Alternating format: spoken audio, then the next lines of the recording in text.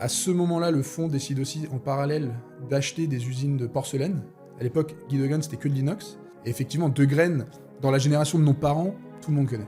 Bah oui. Malheureusement, moi je pense que je mets la limite à 40 ans, les gens ils connaissent pas. Et moi ça me brise le cœur et ça va vraiment être ça le challenge dans les années à venir. C'est hyper intéressant ce que tu nous dis. Moi, je sais jamais reconnaître une bonne fourchette d'une Déjà, si fourchette. t'arrives à la plier, c'est qu'il y a un problème. Au début, tu vois, je me disais, mais c'est des fous furieux. Il va passer des heures à me parler de comment la fourchette elle sort du truc et je la place. Je m'en fous. De ce qu'on comprend en tout cas, c'est que vous l'utilisez vraiment comme levier de performance et comme levier aussi de stabilisation de vos process en place, l'humain. Quand on ouvre un hôtel en France, on peut compter ça en milliers sur les grosses ouvertures, dizaines de milliers d'euros. Aux États-Unis, il n'y a pas d'ouverture en dessous de dizaines de milliers d'euros et des fois, des hôtels à Vegas, t'équipes un restaurant, c'est 100, 200, 300 000 euros. Le nombre de couverts que je retrouve dans mes archives, je dis, je veux qu'on fasse ça et on me dit, bah, le savoir-faire est perdu. Ça me brise le cœur. Quelle est ta plus grande fierté dans le truc là, c'est une vision que t'as portée, un truc que toi t'as fait. Bonjour à toutes et à tous. On se retrouve aujourd'hui pour le premier épisode des rencontres avec des dirigeants inspirants. Et aujourd'hui, j'ai le plaisir d'accueillir Marc-Alain Sprour, qui est président de Degraine, qui est une marque iconique de l'art de la table et qui est vraiment une maison emblématique, connue pour son savoir-faire français. Donc c'est une maison française. On va parler ensemble de plein de choses aujourd'hui, de stratégie, d'humain, de RH, mais pas que. Avant ça, déjà, bienvenue Marc-Alain. Merci. Est-ce que Marc-Alain, avant de rentrer dans tout plein de sujets, est-ce que tu peux te présenter et présenter un peu Degraine ? Alors, Marc-Alain Sprour, 30 ans, je suis un des 4 actionnaires propriétaires de la marque Degraine. Mon père a racheté la marque il y a à peu près 12 ans maintenant. Il avait vendu sa boîte qui dans la tech, il faisait des disques durs externes avant, boîte française d'ailleurs. Et il a tout pris, voulu investir dans le Made in France. Et donc il a commencé à regarder à gauche, à droite, et il a investi dans la dernière manufacture de montre française. Au final, ça a rien donné. Et à côté de tout ça, il a investi chez Degraine, voilà, qui est une marque qui, lui, l'avait marqué en tout cas dans son enfance. Il avait ça à la maison. Et voilà, c'est une marque, mais aussi une industrie. On a 3 usines, dont 2 en France. Et je pense que ça faisait aussi, c'est aussi pour ça qu'il a voulu racheter. Il a toujours rêvé d'être industriel, fabricant. Et donc voilà, maintenant ça fait 2 ans qu'on a rejoint avec mes 3 autres frères. On se répartit les tâches. C'est une boîte d'à peu près 550 personnes. On en a à peu près 350 en prod et 200 sur les fonctions support, les ventes, les achats. Voilà, pour te la faire à la grosse. Et voilà, donc nous ça fait 2 ans qu'on a commencé l'aventure. Moi je me régale tous les jours, je prends beaucoup de plaisir dans ce que je fais et je suis super fier d'avoir ce poste et d'avoir cette opportunité. Ah, c'est génial, bravo hein, Marc-Alain, c'est vraiment top. Alors avant de parler d'humain, de recrutement, etc., je te propose de parler un petit peu vraiment de la vision de Degraine. Comment toi aujourd'hui tu décrirais la maison Degraine ? Quelle vision est-ce que toi tu portes aujourd'hui en tant que dirigeant ? Comment est-ce que tu propulses la marque ? Alors je pense qu'il faut parler un peu de l'histoire de Degraine pour un peu expliquer où on veut aller, comment on voit les choses. Donc la marque Degraine, historiquement Guy Degraine, a été fondée en 1948 par Guy Degraine, qui a voulu démocratiser les arts de la table. À l'époque, c'était fait dans une matière qui s'appelle le Mayshore. C'est un alliage spécifique qui coûtait assez cher, il faut forcément l'argenter. Et lui, il s'est dit, je vais commencer à faire des couverts en inox, qui était une matière moins noble, beaucoup moins coûteuse, mais on n'avait pas l'habitude de fabriquer avec. Donc tous les orfèvres de l'époque lui ont rayonné en disant « T'es complètement à côté de la plaque, mon pauvre ». Et il s'est lancé là-dedans. 48, donc c'est suite à la Seconde Guerre mondiale, pénurie de matières premières en France et en Europe, et pour fabriquer des couverts, il faut des métaux très solides pour venir faire les matrices, pour venir estamper les pièces. Et en fait, ce qu'il faisait, c'est qu'il allait récupérer les blindages des chars sur les plages normandes, parce que c'est un Normand, et il utilisait ça comme matrice. Et donc voilà, très rapidement, la boîte a connu un succès fou. Dans les années 70-80, c'était une des plus grandes usines de couverts dans le monde, une des plus belles, à la pointe de la technologie. Et en 89, il décide de vendre un fonds d'investissement. À ce moment-là, le fonds décide aussi en parallèle d'acheter des usines de porcelaine. À l'époque, Guy Degraine, c'était que de l'inox. Et ce qui fait qu'aujourd'hui, on a donc 3 usines. Une à Vire en Normandie, qui est notre siège, et où on fabrique tout ce qui est inox. Une à Limoges, où on fait la haute porcelaine. Et une en Hongrie, à Alfold, où on fait le moyen de gamme, mais aussi du grès, donc c'est une porcelaine de couleur. Et voilà, donc c'est une marque vraiment française, avec une fabrication française. Donc nous, on défend le Made in France, et à une époque, c'était pas ça la stratégie. On a fabriqué une partie de nos collections en Asie. D'ailleurs, On continue à le faire, mais petit à petit, on aimerait vraiment ramener tout ça en France. On veut être des fabricants français, mais on veut aussi revendiquer le savoir-vivre à la française, l'art de vivre à la française. Aujourd'hui, la France, elle est reconnue pour 2 choses à l'étranger, le luxe et la gastronomie. Donc si on arrive à se placer sur ce créneau-là, il n'y a pas de limite, quoi. Ouais. C'est ouf parce que tout le monde a du De Graine chez soi en fait. Aujourd'hui, on va chez n'importe qui ou même dans les beaux restaurants. De Graine, c'est la marque emblématique. Moi, je sais que, je te l'avais déjà dit, moi, mes parents, quand on était invités chez des amis ou même à un mariage, on offrait un set de couverts ou d'assiettes De Graine. C'était la marque iconique pour venir s'installer. Et c'était un cadeau qui était hyper luxueux, quoi. C'était vraiment, t'offrais ça, t'étais une star. Ouais, mais non, mais ça, c'était un peu. Donc, en fait, ce qui nous a vraiment aidé pour cette reconnaissance sur toute la France, qui est vraiment notre marché local, c'est une pub qu'on a fait, que Guy Degraine a fait dans les années 80, où il passe pour un cancre. Guy Degraine, le cancre, Guy Degraine, maintenant, c'est le premier, je crois. Ça. Et cette pub, elle nous a fait connaître absolument partout. On était présents partout. On avait nos propres magasins, on était présents dans les restaurants, on était dans la GMS, donc Auchan, Leclerc. Et à l'époque, ça fonctionnait. Aujourd'hui, malheureusement, en fait, on peut pas se permettre de faire le grand écart entre le bas de gamme et le haut de gamme. Un restaurateur 2-3 étoiles, ce qui sont nos clients aujourd'hui, il va nous dire je peux pas mettre du De Graine alors que je retrouve du De Graine chez Leclerc. Donc on a arrêté toute cette partie bas de gamme. Et aujourd'hui, le but, c'est vraiment d'être une marque premium. Et c'est une envie, mais c'est aussi une nécessité. Étant donné qu'on est une industrie française, ça vient avec toutes les contraintes d'être une boîte française. Et du coup, on a une main-d'œuvre beaucoup plus élevée que nos concurrents asiatiques ou d'autres concurrents en Europe. Et donc, on doit vendre ça à des prix plus chers. Donc, on revendique le premium. Ouais. Et là, c'est quelque chose qui commence petit à petit à être accepté. Et effectivement, De Graine, dans la génération de nos parents, tout le monde connaît. Bah oui. Malheureusement, moi, je pense que je mets la limite à 40 ans. À peu près au moment où la pub a arrêté de tourner, ou ceux qui étaient trop jeunes pour s'en souvenir, les gens, ils connaissent pas. Et moi, ça me brise le cœur. Et ça va vraiment être ça, le challenge dans les années à venir. C'est refaire parler de la marque De Graine et vraiment donner envie à ce produit qui, au final, est vraiment exceptionnel. Ouais. Justement, tu en parles bien. Tu dis que le marché de l'art de la table, il a beaucoup évolué. Même la manière de consommer, la manière d'acheter aussi, d'équiper sa maison, ça a beaucoup changé. L'expérience client a beaucoup changé. Plutôt côté B2C, donc ceux qui achètent le couvert en direct. Aujourd'hui, c'est quoi, toi, tes défis en tant que dirigeant? C'est quoi les grands défis de la maison De Graine? Nous, historiquement, on était une boîte beaucoup plus axée B2C. Donc, on avait nos réseaux de boutiques, on était présents dans les grandes surfaces, les grands magasins. Et quand on a repris la boîte, nous, on a fait le choix d'être beaucoup plus CHR, café, hôtel, restaurant, donc B2B. Aujourd'hui, on continue à faire du B2C, donc on a à peu près 10 boutiques. On a 20 concessions, donc concessions Galeries Lafayette, Printemps, BHV, Bon Marché, tout ça.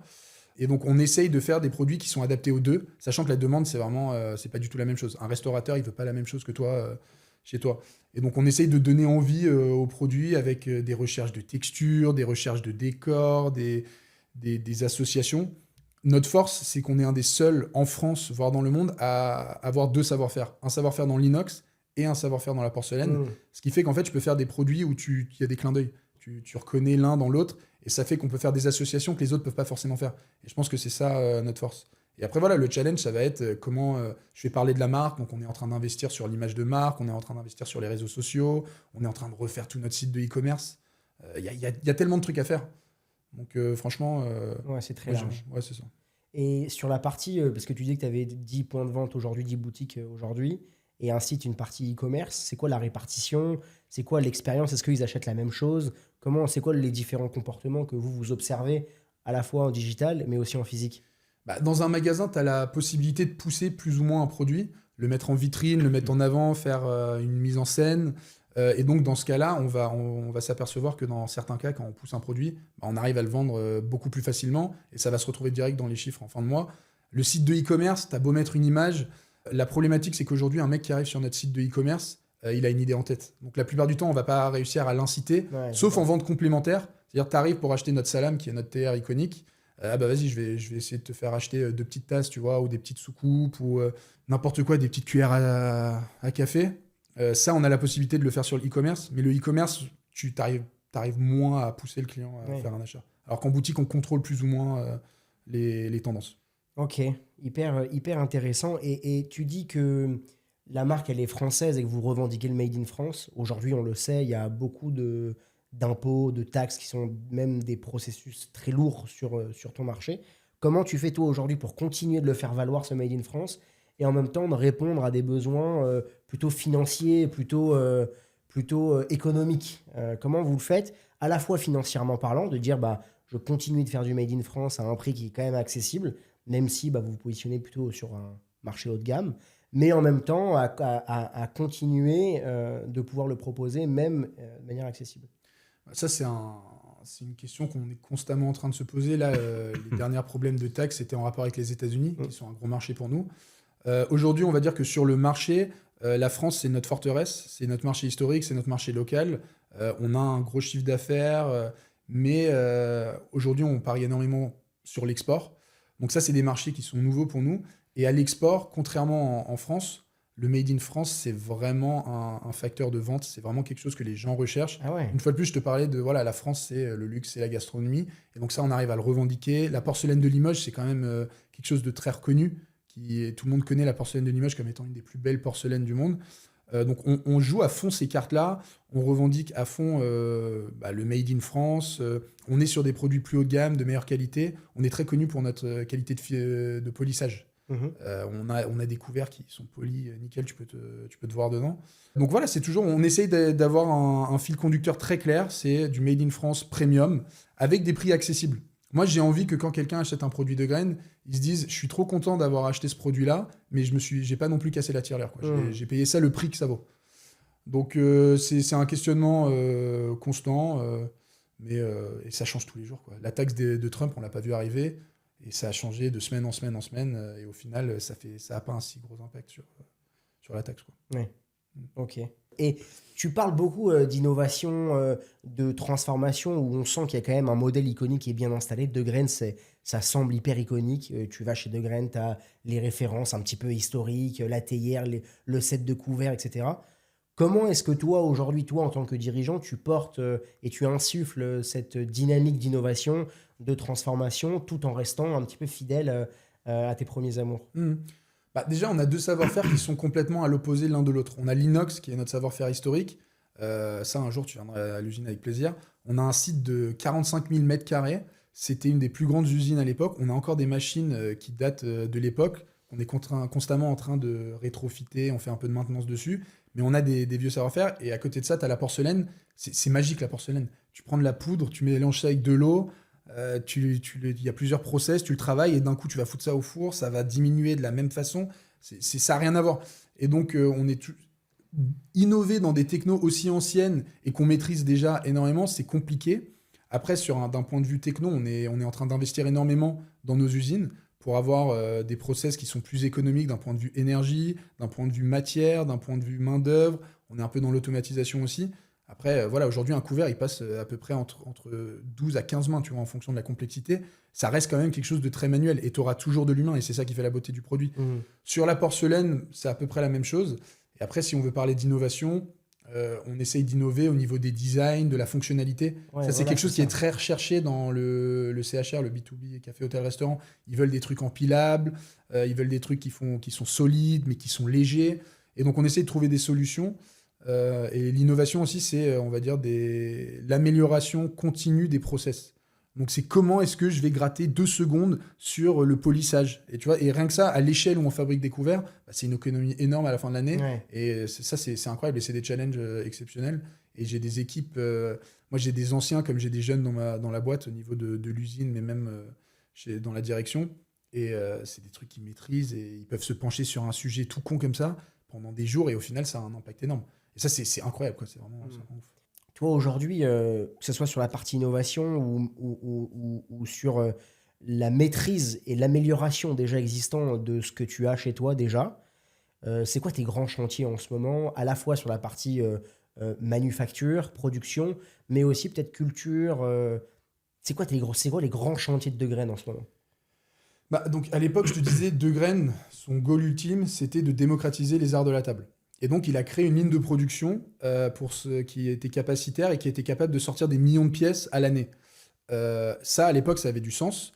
Sauf qu'aujourd'hui, et du coup, c'était plus des modèles bas de gamme. Avec, en fait, la qualité d'un couvert, elle s'estime par l'épaisseur, la qualité de polissage, la taille, le type de métal. C'est hyper intéressant ce que tu nous dis. Moi, je sais jamais reconnaître une bonne fourchette d'une Déjà, fourchette. si tu arrives à la plier, c'est qu'il y a un problème. Ah, moi, un problème. moi, déjà, j'ai une déformation professionnelle. Tu es déjà venu dîner avec moi. J'arrive dans un restaurant, je retourne les couverts, je retourne l'assiette. C'est vrai qu'il si plie les fourchettes, mais c'est sans cesse qu'il plie les fourchettes. Et si je peux plier, je plie. Viens acheter du Degrenne, ça y est. Ah ouais. Donc à l'époque, l'usine avait été créée pour faire c'était une usine industrielle qui faisait des volumes énormes. Et aujourd'hui, tu dis énorme, c'est quoi? C'est combien? C'était des millions de pièces, à l'année. Ça veut dire que j'ai des lignes, la cadence, c'est plusieurs milliers de pièces à l'heure, quoi. Ça enchaîne, ta ta ta ta ta ta ta. Et aujourd'hui, en fait, ce modèle économique, il a plus de sens parce que les Asiatiques le font beaucoup moins cher que moi. Et donc, en fait, si je veux me mettre sur ce créneau-là, il y aura toujours plus con pour jouer au jeu du moins cher. Et moi, j'ai aucun intérêt à y aller. Donc, aujourd'hui, ce qu'on veut faire, c'est faire des choses plus haut de gamme, plus premium, plus valorisantes, avec cette petite touche à la française, tu vois. Okay. Et donc, on doit réfléchir, on doit repenser toute la ligne. Alors, étape par étape, évidemment, parce qu'on ne peut pas faire ça du jour au lendemain, mais on doit repenser toute la ligne étape par étape pour créer une ligne qui est capable de sortir des volumes. On n'est pas à des millions de pièces. On est à quelques millions de pièces, mais rien à voir avec l'époque. C'était des dizaines de millions à l'époque. On est à des millions de pièces par an, mais des pièces plus haut de gamme, avec une meilleure finition, avec des détails dans le décor. Ce qui n'était pas du tout... Donc ça, c'est le gros challenge, c'est réfléchir à cette usine du lendemain qui répond à cette stratégie-là. Et après, c'est toujours... c'est dans le détail, quoi. Aujourd'hui, on a tellement maîtrisé le process. La porcelaine, on a une échelle qui est plus elle est à taille humaine, celle de Limoges, elle fait à peu près 8000 m², on est 70 dans la manufacture. Et là, c'est vraiment, ça se joue à rien, quoi. Comment est-ce que j'améliore la propreté dans mon usine? Comment est-ce que je cuis à température plus basse? Parce que ça a un coût énorme, l'énergie. On a eu une crise énergétique. J'ai eu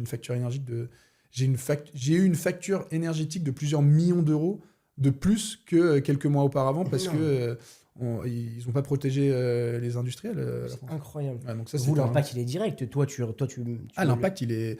en fait, le problème, c'est qu'à ce moment-là, les gens...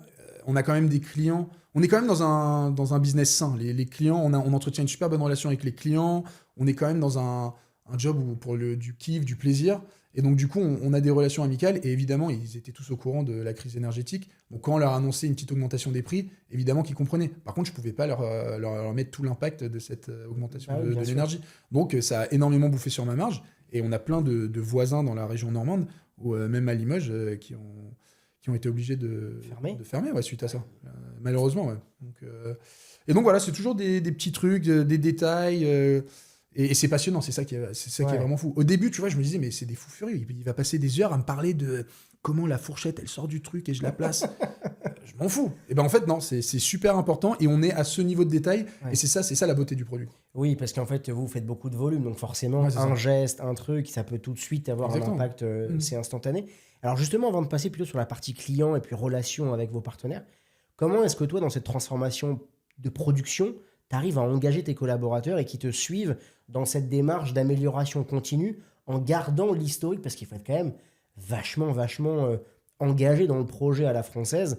T'as pas des collaborateurs qui s'en foutent et qui te disent « Non mais moi je m'en fous, je perds 2 secondes sur ma machine, de toute façon moi ça me change rien dans ma journée ». Comment est-ce que tu arrives à tirer le bon truc à chaque fois et de bien les engager pour qu'ils te suivent dans ta ligne directrice?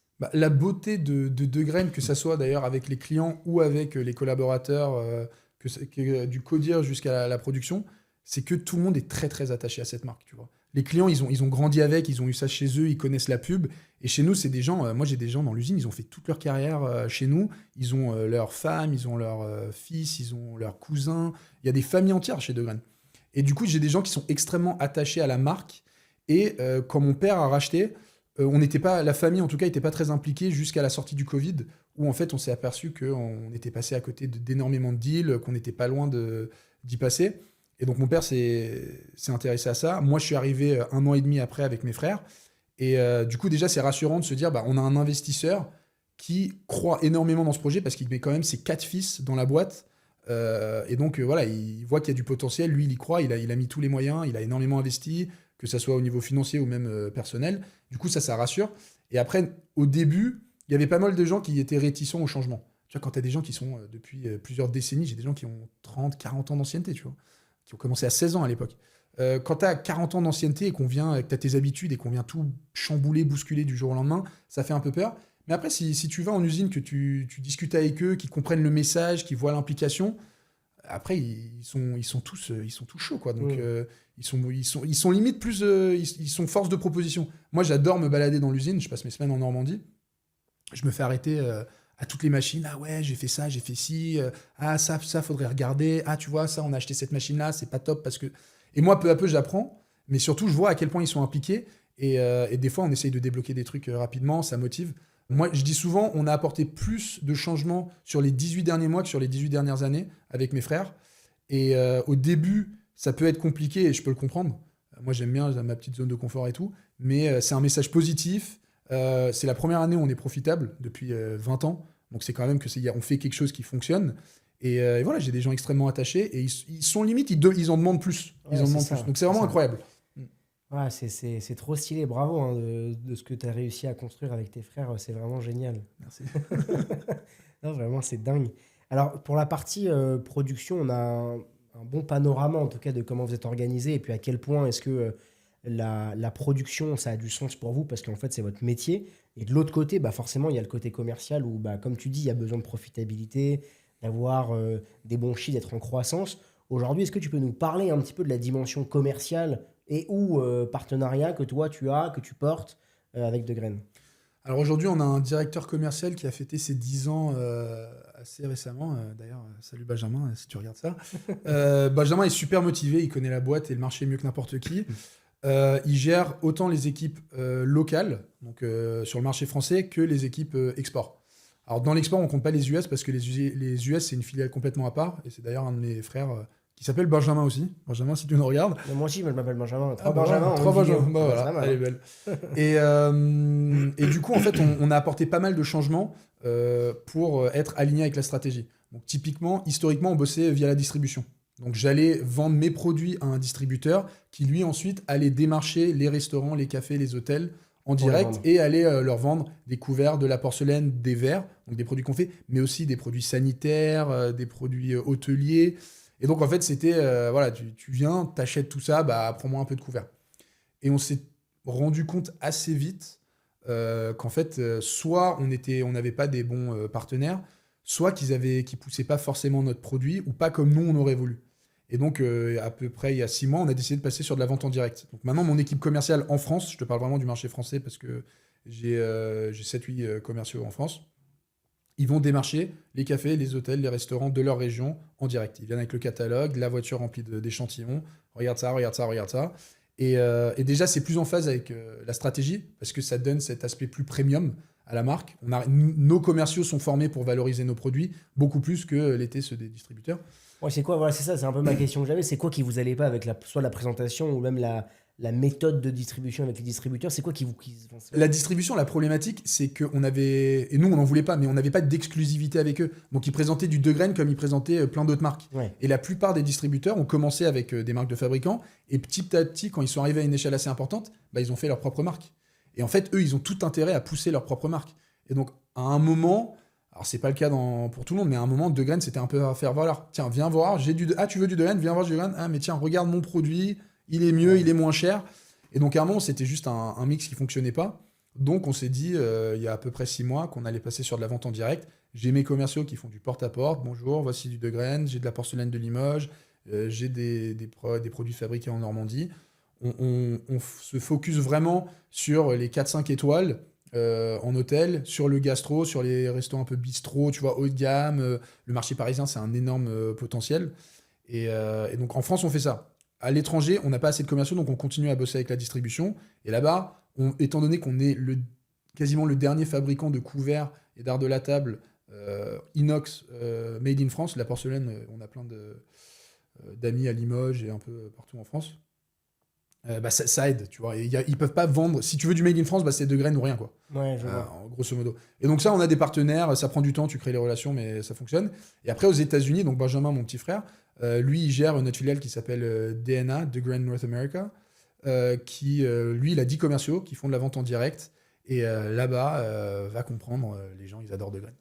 Ils connaissent pas. Peut-être c'est le made in France, c'est ce que tu disais. Ah, nous, on n'y est pas, ouais. pas sensible. On n'y est pas sensible. mais on y est forcément un peu moins sensible que sur d'autres marchés. Bah nous, on pensait vraiment que les Français seraient très sensibles à ça. Moi, je suis archi fier d'être français, je suis archi fier de pouvoir acheter des produits made in France quand je peux. Mais la réalité, c'est aujourd'hui, malheureusement, voilà, il y a un climat social, économique en France qui est compliqué. Le pouvoir d'achat, il a baissé. Et à la fin, on est made in France, sauf qu'au moment où on doit passer à la caisse, bah, on l'est moins, quoi. Ouais. Aux États-Unis, ils ont une force de frappe, les mecs. Aujourd'hui, quand on ouvre un hôtel en France, on peut compter ça en milliers sur les grosses ouvertures, dizaines de milliers d'euros. Aux États-Unis, il n'y a pas d'ouverture en dessous de dizaines de milliers d'euros. Et des fois, des hôtels à Vegas, t'équipes un restaurant, c'est 100, 200, 300 000 euros. Alors qu'on parle quand même d'une fourchette, tu vois. Donc, c'est pas. T'imagines le volume derrière. Ouais. Et ouais, ils sont fans de Made in France. Mais une fois de plus, c'est vraiment ce côté. Et ça, je remercie Bernard Arnault, tous nos collaborateurs qui revendiquent le Made in France, les chefs.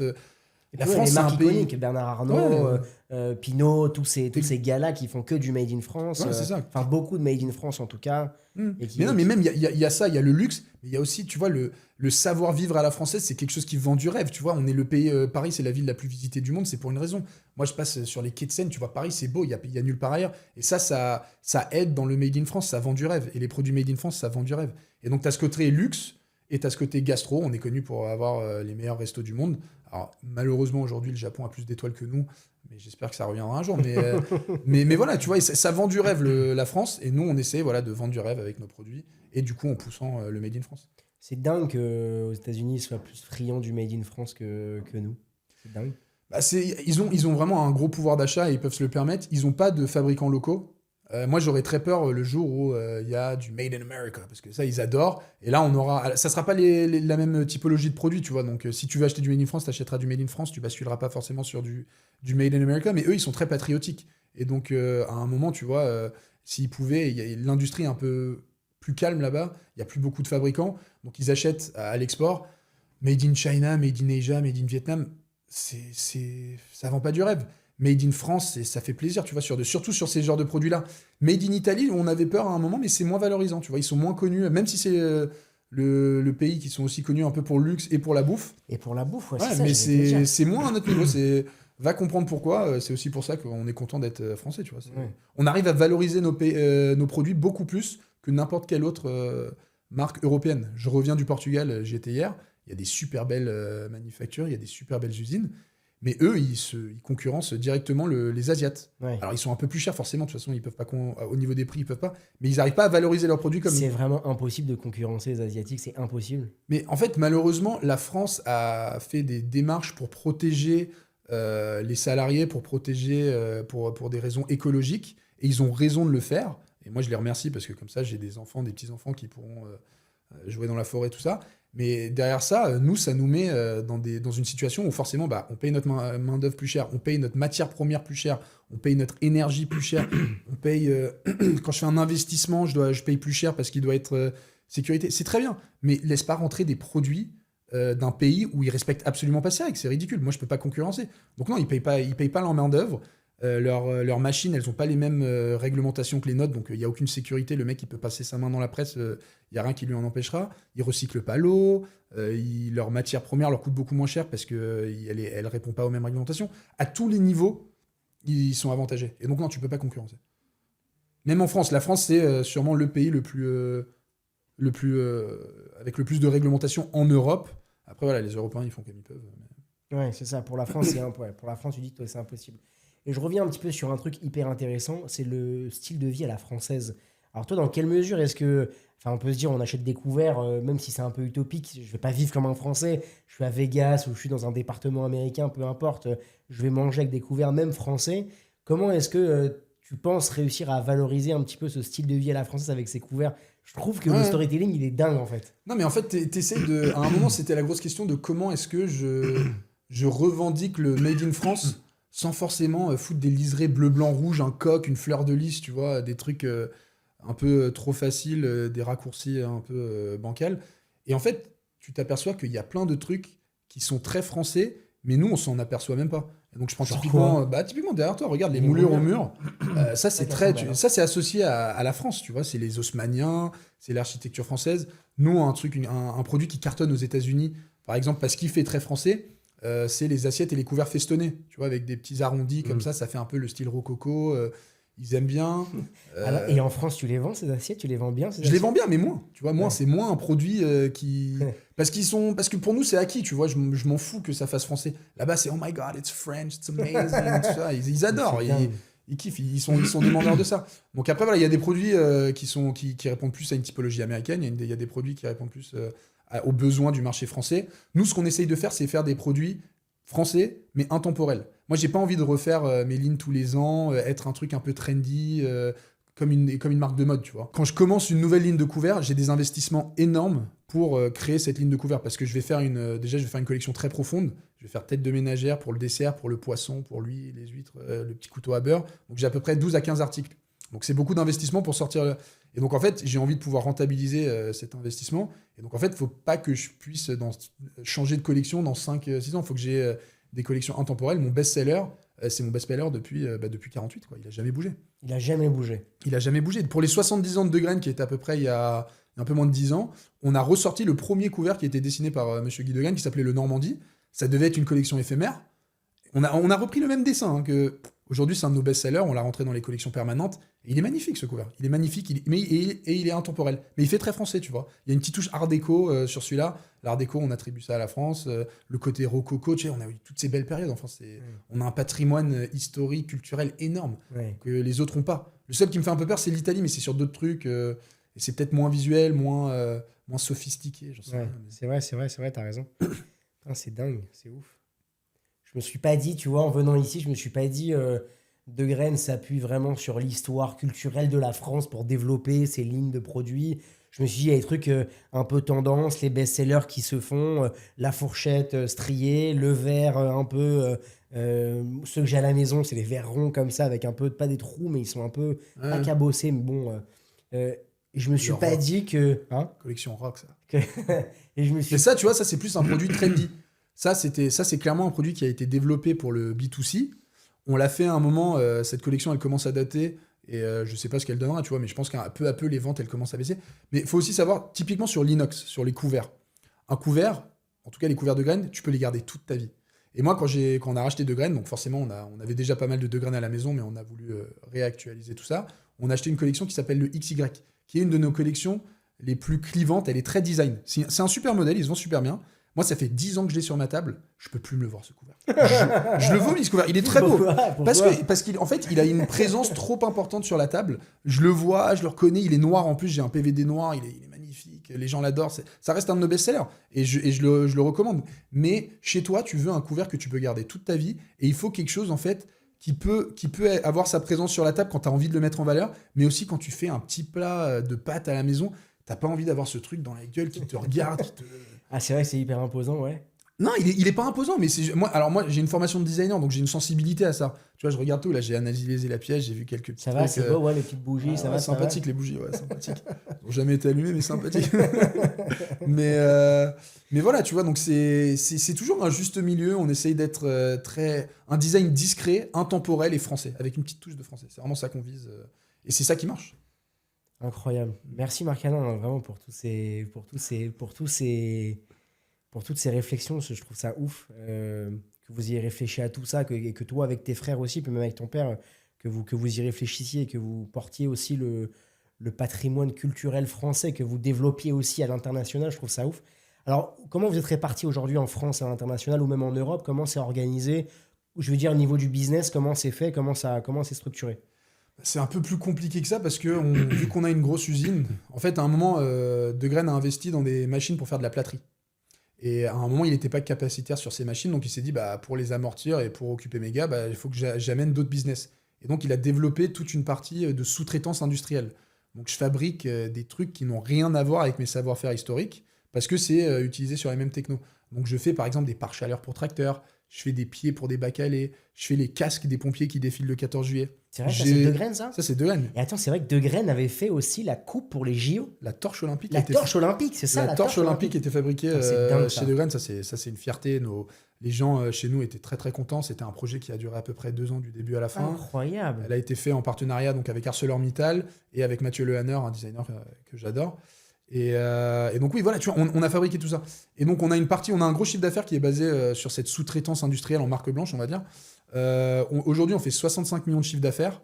il y a à peu près, on va dire, la moitié, c'est sur de la sous-traitance industrielle. Alors, dans la sous-traitance industrielle, c'est tout ce qui n'est pas la marque de graines. J'ai aussi beaucoup de sous-traitance pour le luxe. Pour des couverts, des seaux à champagne, de la plâterie, des gourdes, tu vois, je commence à regarder tous ces trucs-là.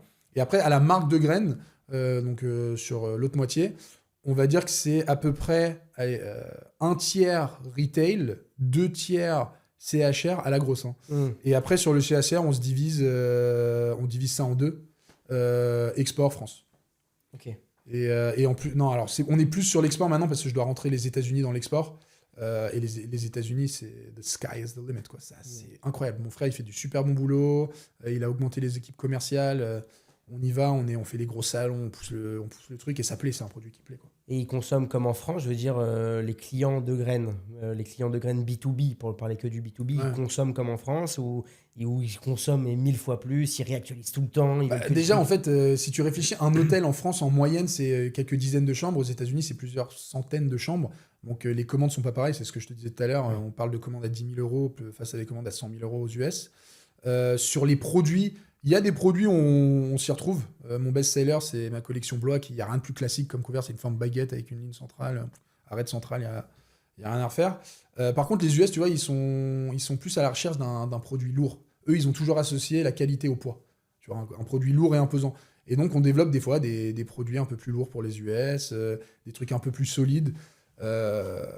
Mais aujourd'hui, ouais, c'est à peu près les mêmes produits.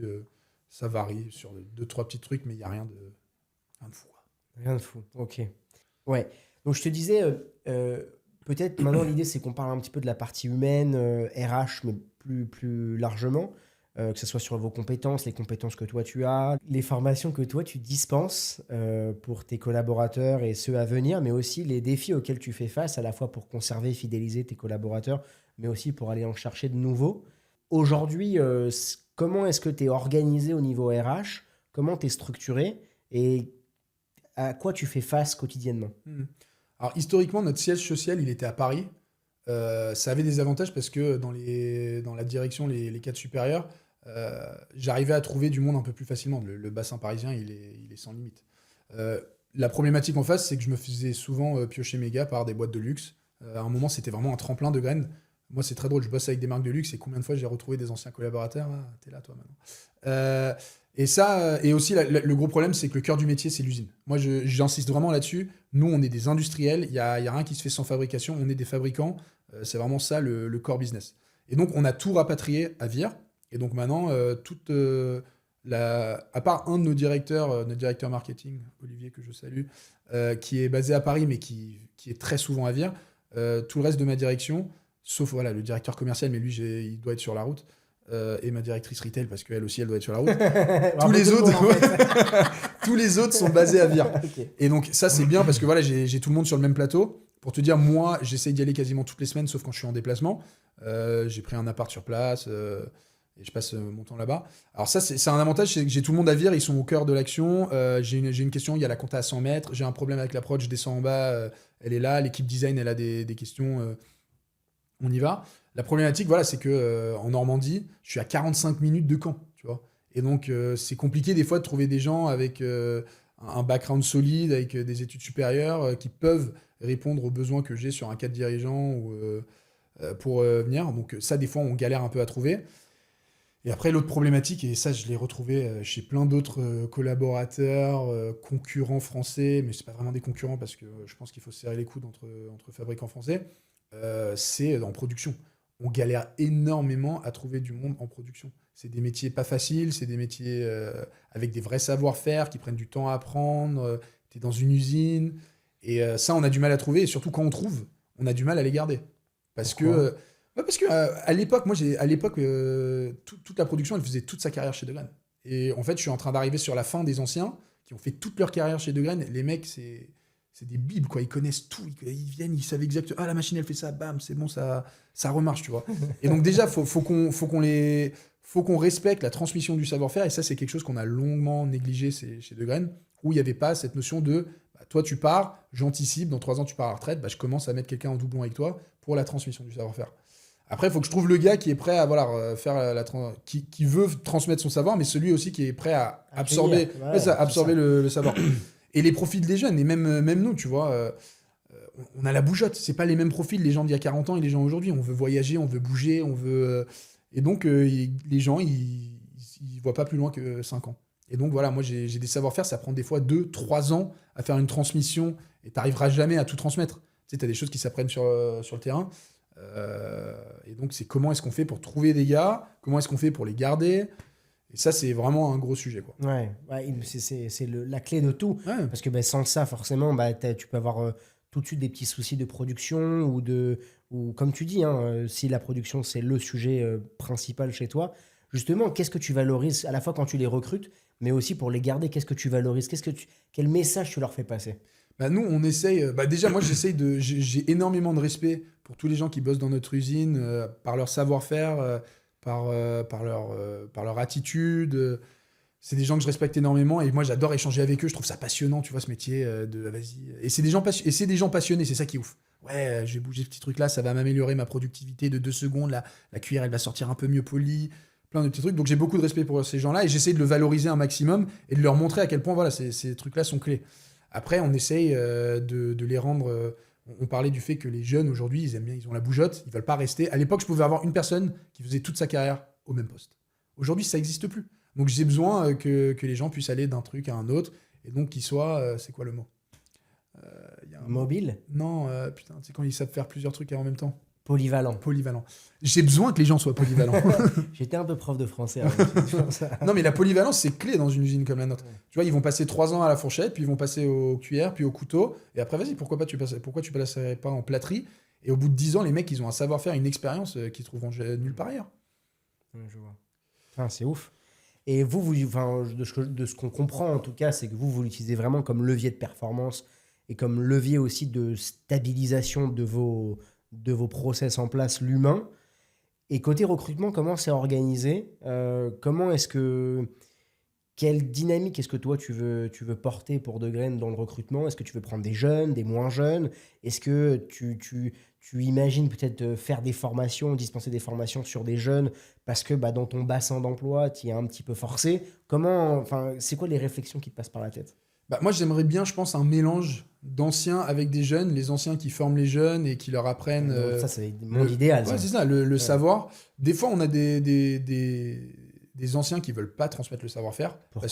Parce que l'information, c'est le pouvoir. Et du coup, ils se sentent un peu en danger. Mais tu pars dans 3 ans à la retraite, on a besoin de toi, tu vois. Des fois, ils se sont pas sentis assez respectés par la direction. Des fois, ils se sont pas sentis assez valorisés. Donc ça aussi, c'est mon travail avec les gens en usine et les différents directeurs de valoriser leur travail et de mettre en avant leur savoir-faire qui est vraiment unique. Moi, j'ai des gars, ils savent polir un truc.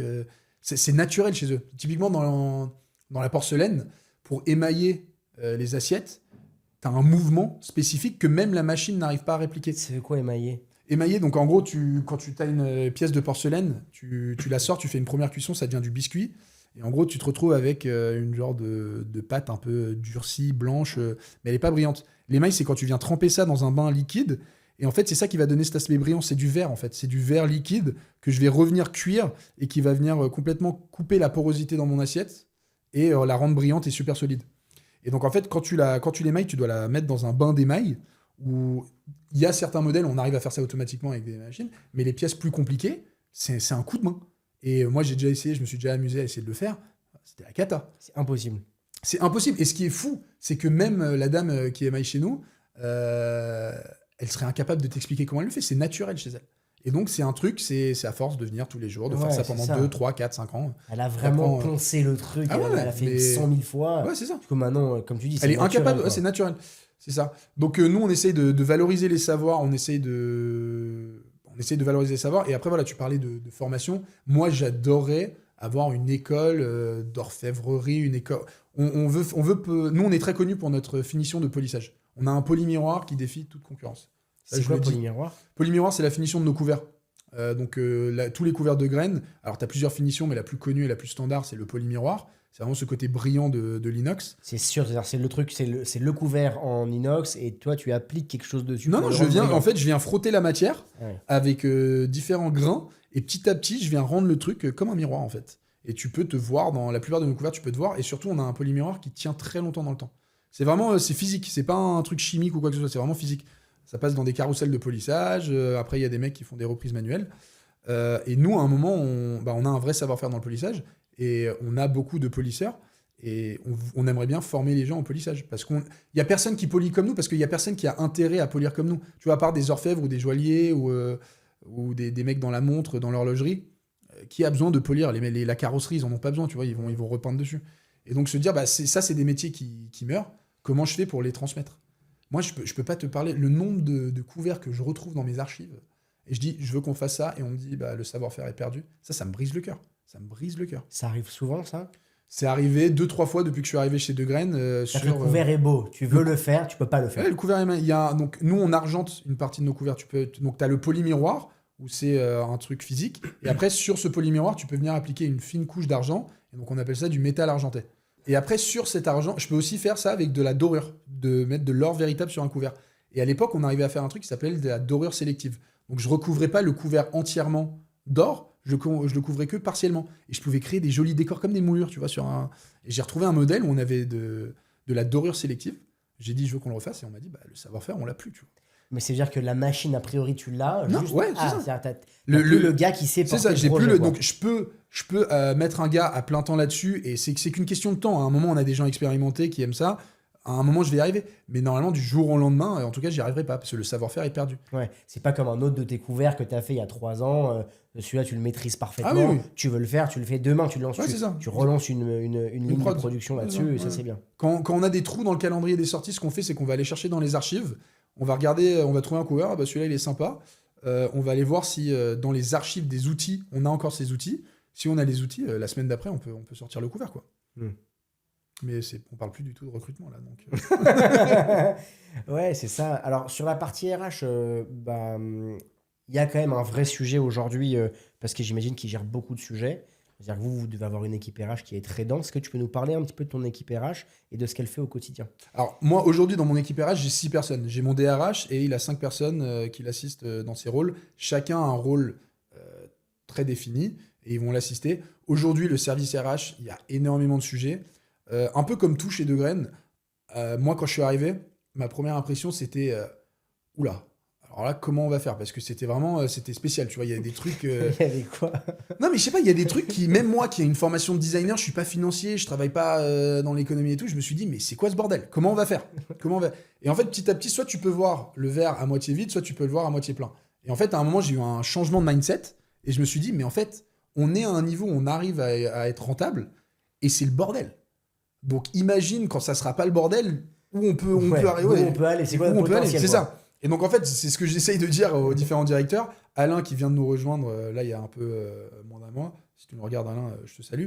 Je l'ai bien prévenu, je l'ai bien briefé. Je lui ai dit, écoute, Alain, il y a pas mal de sujets et tu risques de te retrouver sous l'eau. Voilà, par contre, on les attaque un par un. Donc, il compte énormément sur les membres de son équipe.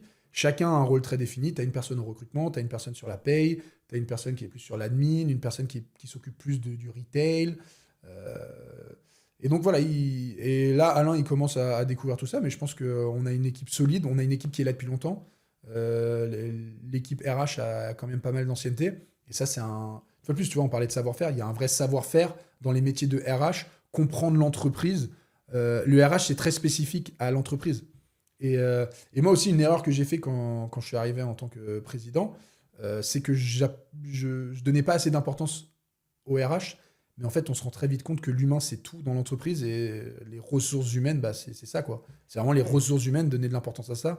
Et donc maintenant, je suis beaucoup plus impliqué. L'équipe RH fait du super bon boulot. Mais voilà, on avance petit à petit, étape par étape. Et pourquoi tu n'étais pas très impliqué au début quand tu es arrivé? Tu le dis avec beaucoup d'humilité, mais pourquoi c'est quoi qui t'empêchait Non, mais c'est comme tout. C'est comme ce que je disais, t'arrives, t'es là genre, waouh, c'est quoi? Comment on fait? Et donc, c'est sujet par sujet, étape par étape. Et j'accordais moins d'importance au sujet RH. Notre ancien directeur RH bossait en autonomie, il faisait ça dans son coin, il le faisait plutôt bien.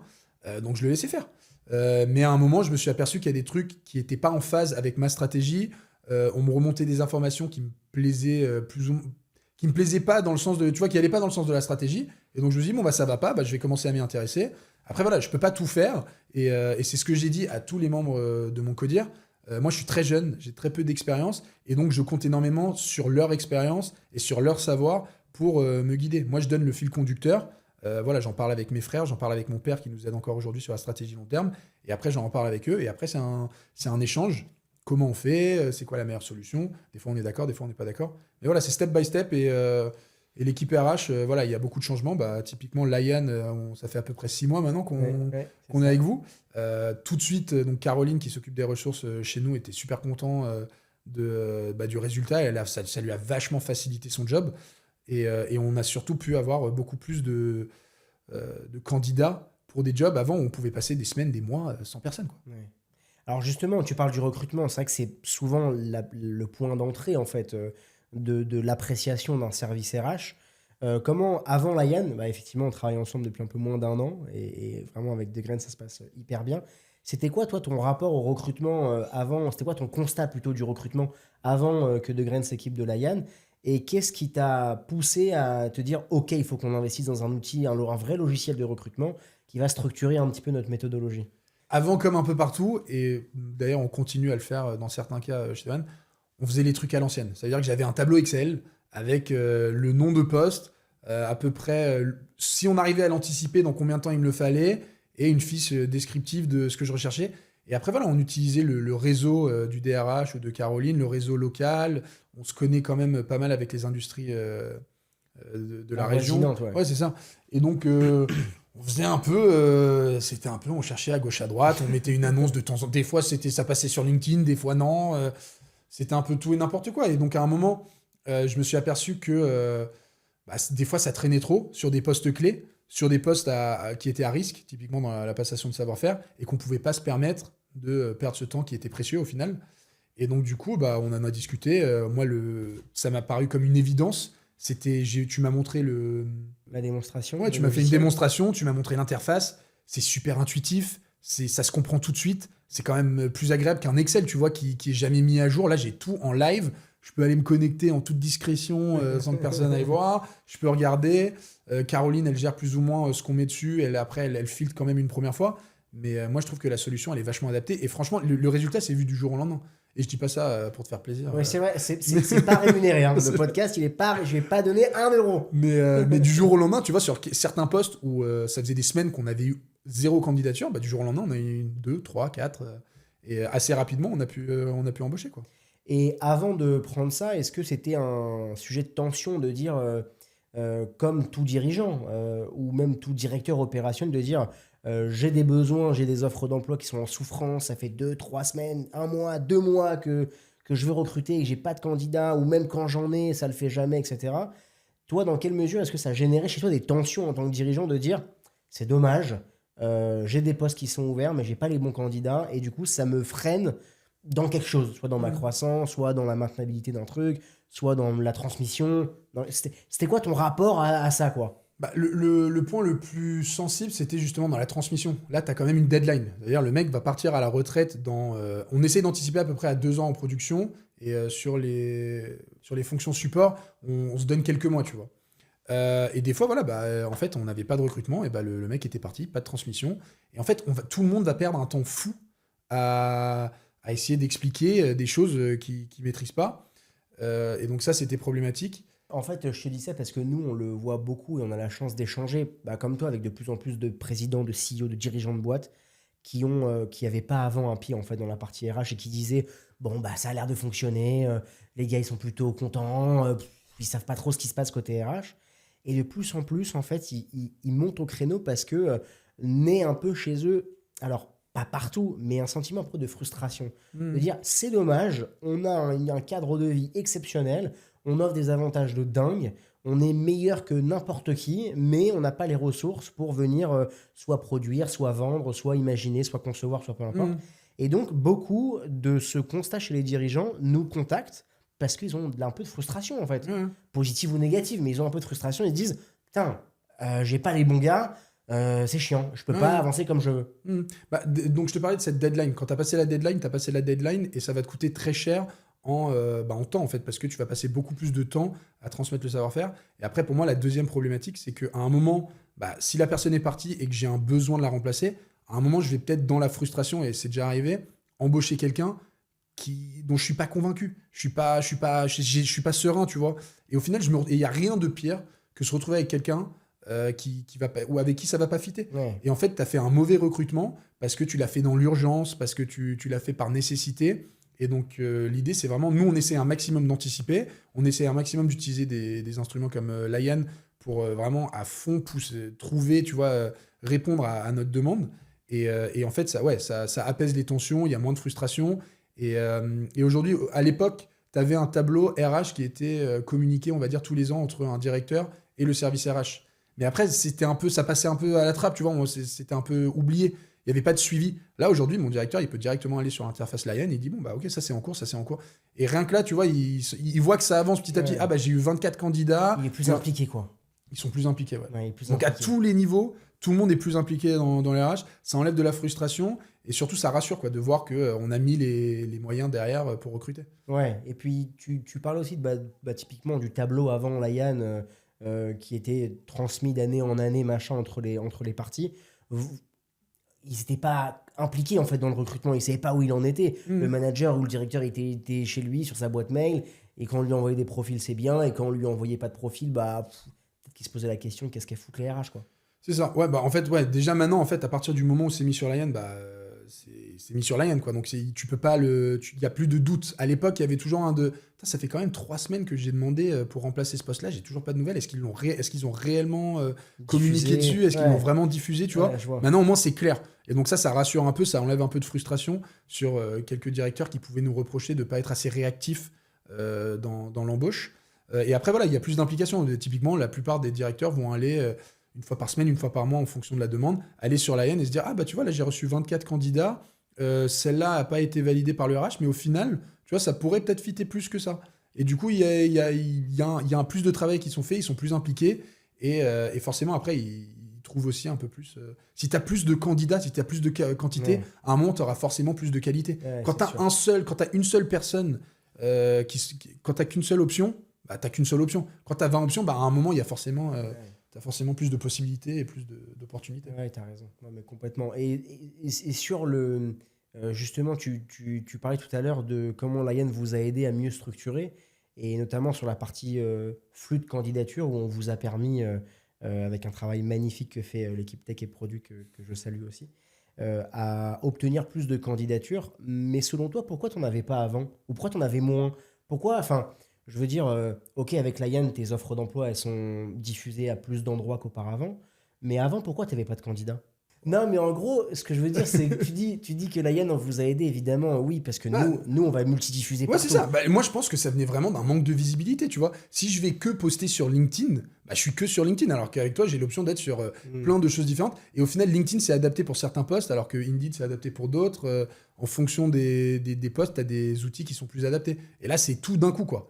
Et donc, ça facilite la visibilité. Et après aussi, où vous avez été très fort, c'est que vous avez réussi à... J'adore quand tu dis là, vous avez été très fort, j'adore. Non, mais moi, combien de fois on a investi dans un outil et en fait, derrière, il y a eu un mauvais suivi où les gens n'ont pas été formés dessus. Et en fait, très vite, ils en reviennent aux anciennes habitudes.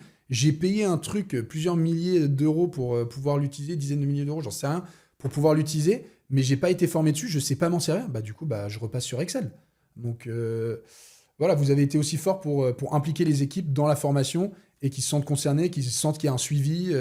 Moi, en tout cas, j'ai que des bons retours de Caroline qui me dit voilà, dès que j'ai une question, c'est assez rapide, c'est fluide. Donc, bravo, quoi. Bravo, les gars. Enfin, c'est dingue, merci Marc-Alain. Je vous jure je ne l'ai pas fait venir pour parler de Lion, mais c'est vrai que forcément, dans ton quotidien de président, le recrutement, aujourd'hui, c'est un vrai sujet. Et c'est hyper intéressant parce qu'on voit que c'est pas seulement que tu prends le recrutement comme un vrai sujet de fond et pas seulement comme un outil en plus. Et c'est vrai que dans beaucoup d'entreprises, le recrutement, il reste encore vraiment artisanal. Et comme tu dis aujourd'hui, il y a vraiment moyen de faire mieux sur la partie recrutement. Et nous, c'est vraiment ce qu'on fait. En tout cas, ce qu'on sent, je dis mais je pense que c'est ce que tout le monde sent, c'est que chez Degraine, c'est assumer le fait de vouloir faire mieux et de vouloir aussi, avec humilité, reconnaître que parfois, vous aviez des processus qui étaient longs, lourds, et de vouloir aller vraiment mieux. Je te propose, Marc-Alain, de conclure avec une dernière question que moi j'ai. Quelle est ta plus grande fierté depuis que tu es arrivé chez Degraine? C'est vrai que tu es jeune, tu l'as dit, tu es jeune, on a la chance de se connaître aussi personnellement. Quelle est ta plus grande fierté dans un truc que tu as mis en place, une vision que tu as portée, un truc que toi, tu as fait, toi ou avec tes frères, que tu as porté et dont tu es le plus fier aujourd'hui? Je pense ce dont je suis le plus fier aujourd'hui, c'est que je suis à 400% épanoui dans mon taf, tu vois. Même dans les journées difficiles, même dans les moments où j'ai des doutes, même quand ça va pas, même quand il y a des vraies questions de fond, quand il y a tout qui plante, j'adore ce que je fais. Je me réveille le matin, j'ai hâte d'aller bosser. Limite, les week-ends, je me fais chier maintenant. Ça m'arrive de bosser les week-ends. Et voilà, et c'est une aventure exceptionnelle. Je suis épanoui et je prends du plaisir à bosser. Et c'est en grande partie, alors la famille d'abord, donc mon père qui m'a donné cette opportunité, mes frères qui m'accompagnent et qui des fois vont m'aider, tu vois, sur certains sujets où j'ai juste pas le temps ou pas les compétences. Ils vont un peu et ils vont faire leur truc dans leur camp et chacun fait son truc et ça marche super bien. Les équipes, j'ai des équipes incroyables et je te disais, cet amour de la marque, que ça soit en interne ou en externe, ça se ressent et c'est une fierté quand je me présente. Ah, De Graine la pub, ah, De Graine la salam. C'est incroyable, j'en suis archi fier, tu vois. Et donc je pense que c'est ça dont je suis le plus fier. Et après, voilà, j'essaye un peu de mettre la marque de la famille Sprour, parce que je fais rien sans la validation de mes frères, de ma mère, de mon père. Euh, et on fait ça vraiment ensemble, c'est une aventure familiale exceptionnelle. Et voilà, on essaye un peu de redonner vie à cette marque emblématique qui, maintenant, c'est une belle bête, mais elle commençait à s'endormir, tu vois. Et là, on va essayer de lui redonner un coup de boost, et je prends du plaisir à le faire tous les jours, et je pense que voilà, c'est ça. Ça te va comme réponse? C'est magnifique. Ah, oh, Et pardon. pour connaître aussi quelques-uns de tes frères que j'ai déjà croisés, et c'est vrai que vous êtes tous des grands gaillards. Vous ne le voyez pas, il est assis, mais il fait 3,50 m. C'est tous des géants dans la famille. Ton père aussi, que j'avais vu, que j'avais croisé, voilà, en tout cas, tous très sympathiques. Merci beaucoup, Marc-Alain. C'était un vrai kiff de t'avoir ici. Merci à toi. On a parlé de plein de trucs, de stratégie, on a parlé d'humain, on a parlé de transformation, d'innovation, de production, de culture. On a parlé de plein de trucs. Moi, j'en retire que du bon. Et ce qui ressort un petit peu, c'est cette conviction liée un petit peu à cette marque emblématique que tu portes avec tes frères et ton père, mais aussi avec tes près de 600 collaborateurs aujourd'hui. Bravo. Et puis, c'était encore une fois un vrai plaisir. Merci à toutes et à tous de nous avoir écoutés. C'était Marc-Alain Sprour, président de De Graine. Et puis à bientôt pour un prochain épisode. Salut à tous.